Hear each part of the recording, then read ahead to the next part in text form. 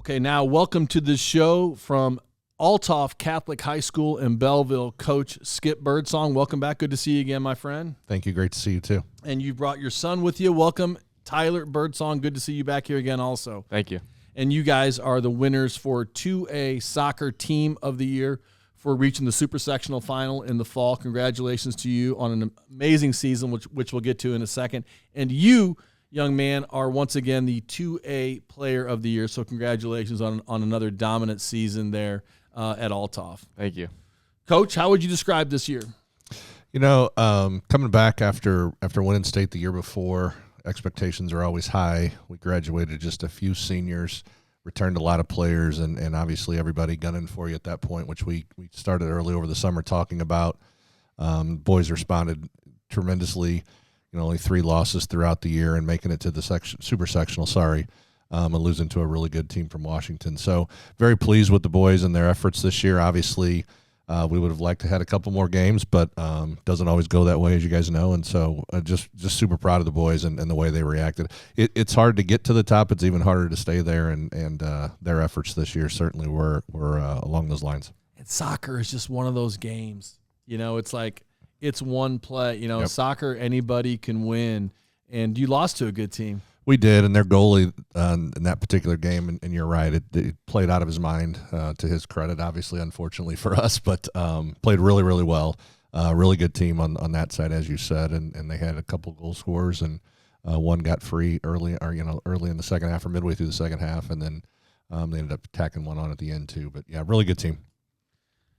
What will you remember from your final season with the Crusaders, Tyler? The whole thing, to be honest. These guys were very special to me. Most of them, the seniors I've known for a while, and the seniors that I met when I was a freshman, they were kind of like brothers to me on the team. So I'm going to remember those guys mainly over everything else. I loved playing with them and loved seeing them play and getting to just kind of be with them all the time, all day, every day. And you just won so much. 25-3 your senior year. Have you ever done the math on your record for all 4 years at Althoff? Do you know what your record is? Have you done that? I don't remember exactly. I know we had 99 wins. He does. I know he Coach does. has to know. What is it? I do. What is it? 99, 14, and 5. 99, 14, and 5. Yeah.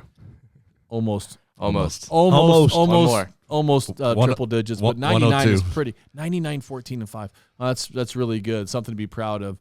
Describe the style of your play, because you're not the guy who plays always up top.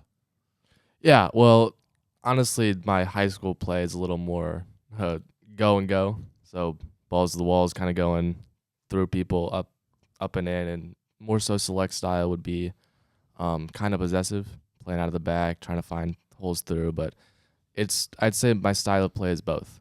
Okay. I can do whatever kind of in high school. There's one thing usually the play is one thing, and then select is usually a different thing. So it's kind of I adapt to what the team needs. How would you describe the play of this kid? If you weren't his dad, like, just be totally objective. Try to be. It's hard to be though, right? No, I mean, it is at times, but he makes it easy to separate because of the type of player that he is. So if he wasn't the kind of player he was, it'd be a lot harder. But he, at the high school level and in our seasons, his coach asked a lot of him, demanded a lot of him, obviously. He always answered the bell, to his credit, and obviously his teammates as well. But, he's pretty elite in the air, both at the offensive and defensive end, which helps. Scored a lot of goals off of free kicks and restarts and corners and things like that. But in center back, really controlling the air in the box as well defensively. And then his vision and distribution is really good as well. He's a good leader. It's something he's in that regard. He has heard a lot about that from his father, but he's taken that onto the field and kind of taken it on his own as well. Again, with a number of his teammates as well, who sort of naturally transition into that sort of role. So, but he's a good leader by example as well as verbally. How do you want him to lead? What do you tell him about leadership? Leadership's an interesting thing. It's talked about a lot, and everybody thinks they kind of know what you mean when you say it, that sort of thing. And to me, people have to know you care first. before they're ever gonna follow you or do anything for you. And so the first thing I think that people would pick out from him is obviously his concern and his passion for them as individuals, and then his willingness to kind of do whatever is asked of him at different times as he's playing. And so whether that's playing hurt, playing with your head bandaged up, playing with stitches in your head, playing injured, selling out on balls that his junior year in the super sectional, we're down 2-0, and our real secret play was kick it far and Tyler out jump everybody at one point, and thankfully he was able to, along with Tyler Pollock, another teammate of his, and the ball's in the back of the net, and then we came back and kind of go on from there. But just things like that where he constantly rose literally sometimes to the occasion.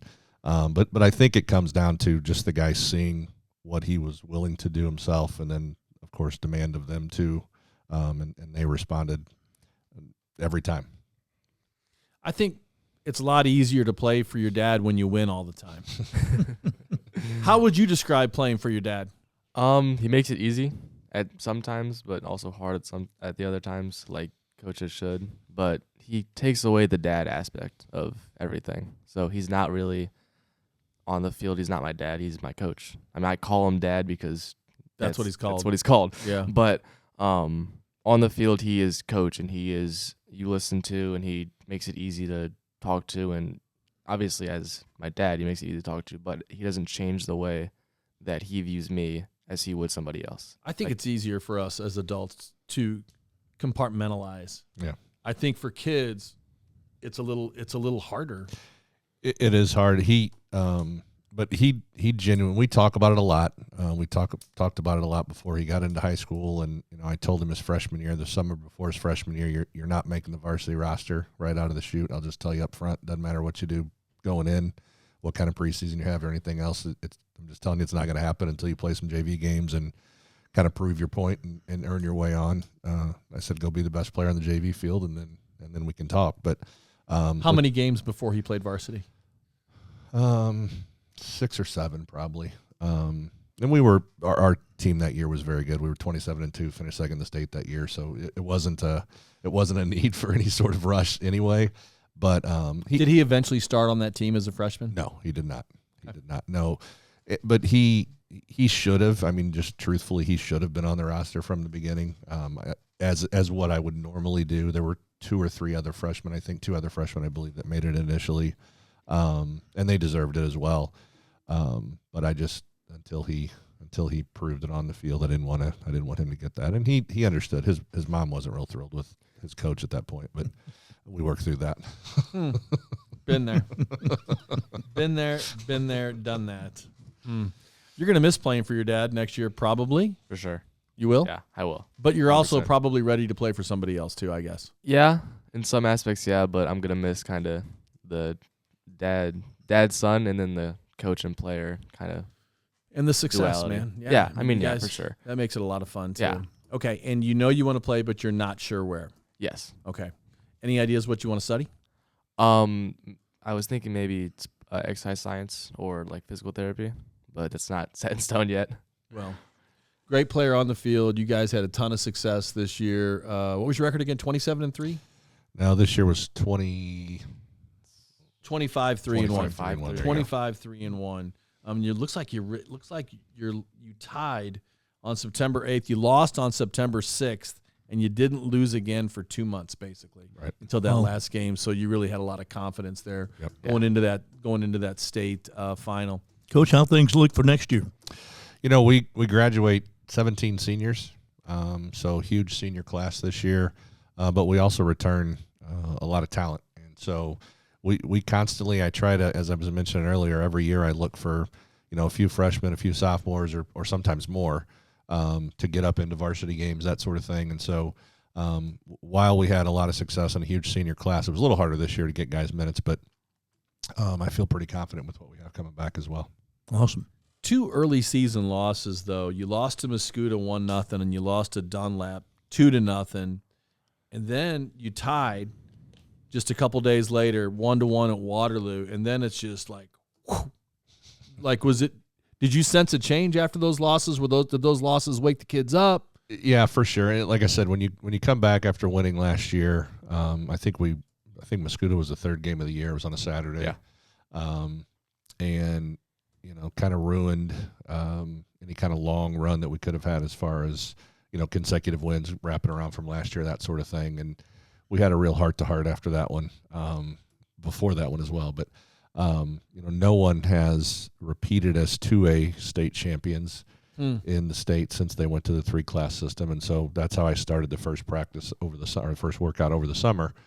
And then I quickly reminded them of that after the Muscuda game. And it was, honestly, that one was a lack, taking nothing to get away from Muscuda. Obviously, they played really well. Their goalie was amazing that day as well. And they beat us 1-0. But our guys weren't probably as focused as they normally had been. And so that was a good wake-up call for them. And then Dunlap was a good team, obviously, all year. They were ranked 1 off and on throughout the year. And then Waterloo as well. They made it all the way to the sectional semi and lost to Triad in penalty kick. So another good team, but we should have another good team that you beat 6-0. Right. So that's how good you were, because I think Triad in a lot of ways has set the standard. They have, for sure. Amongst bigger schools, and they've really set the bar in a lot of ways. And then you blow them out.